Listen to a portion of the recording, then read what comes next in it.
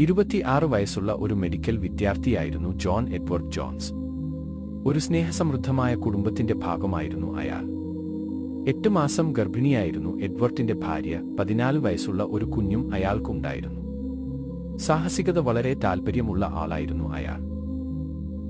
ഒരു പുസ്തകം വാങ്ങാൻ ആയിരുന്നു അയാൾ തന്റെ അടുത്തുള്ള ഒരു ലൈബ്രറിയിലേക്ക് പോയത്. അപ്പോഴാണ് അയാൾ ആ ബുക്ക് ശ്രദ്ധിച്ചത്.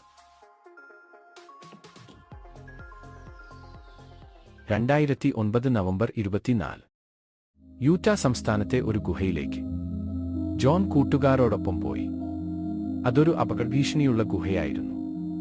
ചുരുങ്ങിയ വഴികൾ, നിശബ്ദമായ ഇരുണ്ട വളവുകളും ഉള്ള ഒരു ഇടുങ്ങിയ ഗുഹയായിരുന്നു അത്. ഒരാൾക്ക് കഷ്ടിച്ച് പോവാനുള്ള സ്ഥലമേ അവിടെ ഉണ്ടായിരുന്നുള്ളൂ.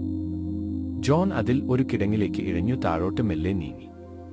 അപ്പോഴാണ് അയാൾ അസത്യം മനസ്സിലാകുന്നത്. ആ ഇടുങ്ങിയ വഴി അവിടെ അവസാനിച്ചിരിക്കുന്നു.